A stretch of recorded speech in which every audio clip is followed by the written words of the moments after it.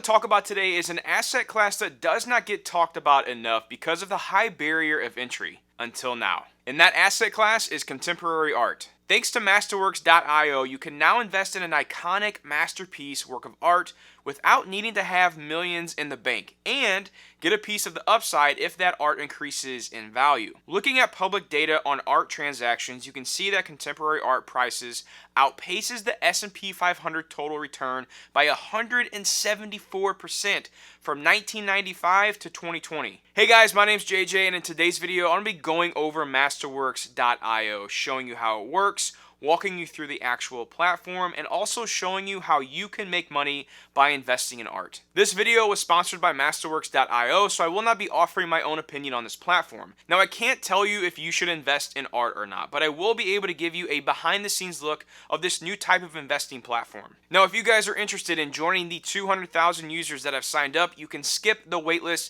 by clicking the link down below in my description, and I will have a pinned comment as well. MASTERWORKS.io reviews thousands of pieces of art and passes them through a strong due diligence process. Year to date, less than 2.2% of artwork MASTERWORKS reviewed passed their due diligence process. So if that art is one of the pieces that passes review, they offer a fixed number of shares to represent the investment in that art piece, with each share issued at $20. After a certain period targeted with 3 to 10 years, MASTERWORKS.io will then sell that art to a new buyer. Then they will take their cut of the proceeds and distribute the net profits to the investors. But what if you don't want to keep your money locked up in a piece of art for what could potentially last a decade? Can you exit your position early?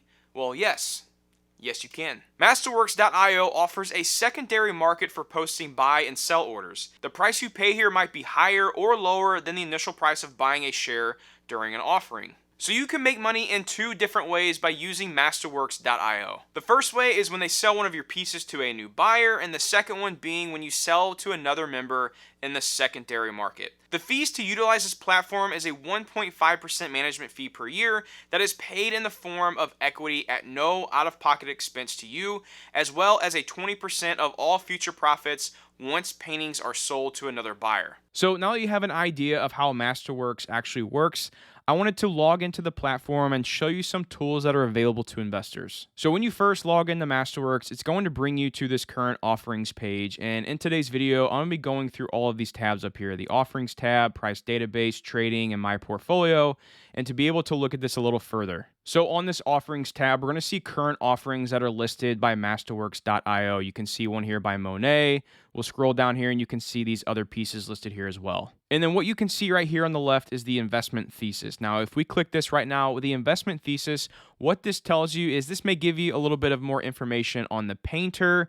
It may talk about this painting in particular. It might talk about previous sales for this painting. It basically gives you information on this painting before you invest in it. So if I exit back out of this, you can see this initial listing here. And if we click on this box called similar sales, it brings up all of these different sales of data that MASTERWORKS has decided has been similar to this piece of art. You can see here that these go across a different range of times, this one going back from 2017 and then spreading across to this one being of October of 2020. And then at the bottom here, they list why these paintings are similar and why they listed them here as similar sales. This can really help you to give some sort of comparables of what similar art pieces have gone for in the past. So if we go back to this current offerings tab and you dive in a little bit more information onto this piece, it gives you an offering circular for the SEC that you can see here. It also shows the 2020 auction sales and also some of repeat sales as well. You can also see how many different shares are available for this current piece of art. As you can see here, 72% progress, meaning 72% of the shares have been purchased.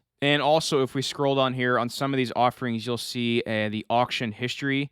And as you can see here, they list this as significant, and has 37 years of auction history. Some other pieces on here may have that listed as low or moderate. So let's say after looking at all of these different offerings, I've looked at the offering circular from the SEC, and I decided that I wanted to invest in this piece by Alex Katz. Then you can simply click this Invest Now button, and this brings you to another window. It gives you a little bit more information on this actual piece.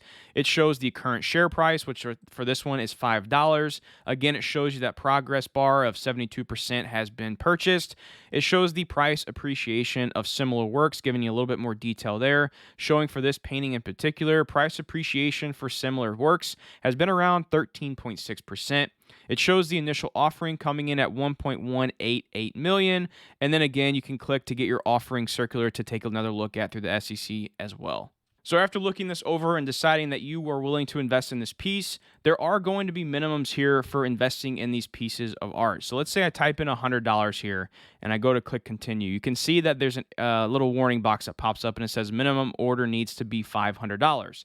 So that's the minimum amount I need to invest in order to invest in this piece of art. But let's say I'm not yet confident enough to invest in this piece of art just based on what I've read so far. Well, MasterWorks.io also provides tools to research the art market, and you can access that by going up here to the price database. So in here, you can actually search for a specific artist to see what type of data is on their previous sales. For example, if we scroll down here, we can see this particular painting had a purchase price of $20,900, and then later on had a sale price of over $110 million. So over 33 years, it appreciated over 5.2 thousand times. So let's just search for an artist here, and let's search Andy Warhol.